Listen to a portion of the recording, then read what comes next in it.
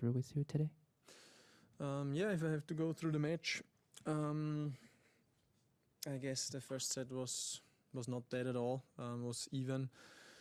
Then one little bit worse game from my side, and then he took the first set, and then in the second set, beginning, 2 break points where at one I should definitely have done it, and I was playing pretty well. The match was close, was open, and I was also happy with that performance.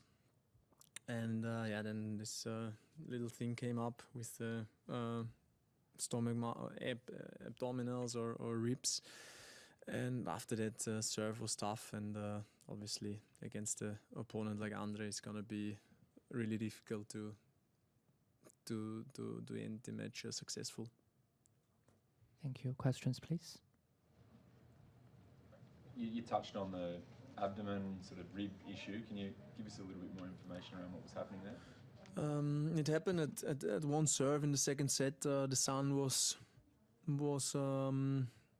in a tough position to serve, so I completely changed the toss, and something happened after at the abs or at the rib. Yeah, and then I went out. Luckily, the physio said that the ribs are fine. It's just a little inflammation or a little strain, and yeah, that's what happened. Obviously, not the best timing in the middle of the second set, but it is what it is. Matt. Other than that issue with the ribs in the middle of this match, have you been feeling physically able to compete at the highest level the last few months, and also mentally able to compete at the highest level? I know that's been something you've talked about in the last year. Yeah, definitely. I have the feeling that the game in general was in a positive direction. Also towards the first round here, but honestly, I don't think that even on my 100%, I'm not able to beat Rublev yet, or well, he's top 5 seed here, even in a really fit situation. I reckon it would be very, very tough to beat him, and with little issue like the abs, it's gonna be almost impossible. But yeah, the direction doesn't really change after that defeat. I try to go forward and try to make it better in next tournaments. You confident that you can get to a point, whether it's later this year or I don't know if you have a timeline in your head, where if you are 100% fit, you'll be able to play and compete against anyone and beat anyone the way you were doing so in 2019, 2020? Of course, that's the ultimate goal, and hope that I can do it now during this season. If I have a draw like that, like here in Australia against the top 10 player, top 5 seed, to go out on court and to believe that I can win it. Next one, Neman Outlets, please. Yeah. So it's the beginning of a new season, but what is your assessment after 9 months now that you are trying to come back?